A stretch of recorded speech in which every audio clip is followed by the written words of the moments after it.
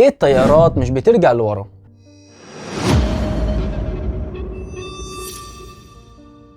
بيقول واحد من الطيارين اللي لقيتهم على اليوتيوب ان السؤال ده من اكتر الاسئله اللي بيوصل له استفسارات عليه. يعني مثلا يا صديقي، لو ربنا كرمك وهاجرت من بلدك وركبت طياره، وانت طالع بقى على السلم بتاع الطياره هتلاقي تحت مقدمة الطيارة عربية صغيرة. العربية دي صغيرة لكنها قوية وليها وظيفة دقيقة جدا، وهي انها تجر الطيارة للخلف. دلوقتي طبعا يا صديقي انت بتسأل نفسك سؤال، وهو ان الطيارات اللي بتطير لمسافات كبيرة جدا واللي بتشيل اوزان عالية غلبت مثلا على شركات الطيران انهم يخلوا الطياره بترجع للخلف؟ الاجابه اكيد لا طبعا يا صديقي. الطيارات عندها محركات كبيره وقويه جدا ولها قدره على الدفع العكسي. ده حتى الطيارات اللي عندها مروحه او مراوح على اجنحتها بتقدر انها تقلب الهواء وتدفع الاتجاه للناحيه المطلوبه، لكنهم منعوا الطياره انها ترجع للخلف لاسباب كتيره، ومنها ان استخدام تقنيه الدفع العكسي منافيه لشروط الصحه والسلامه. ده غير طبعا ان الطياره في رجوعها للخلف ممكن تخبط في اي شيء وراها، وكمان استخدام المحرك لتقنيه الدفع العكسي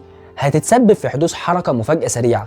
طبعا احنا ما شفناهاش، لكن الطيارين بيقولوا انها هتبقى خطيره جدا. وكمان يا عزيزي، لان شركات الطيران بتفكر في جيوبها، فرجوع الطياره للخلف هيأثر من عمر المحرك، وكمان هيستهلك وقود اكتر وهيعمل صوت مزعج زي اللي بنسمعه كده اثناء هبوط الطياره تقريبا. فعشان كده عربيه صغيره هتحل كل المشاكل دي. اما بالنسبه للطيارات الخفيفه اللي بتسع لشخص او شخصين، فانت بقى يا صديقي تشمر دراعك كده وتنزل تغير اتجاهك بنفسك.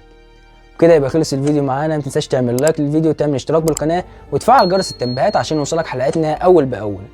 سلام.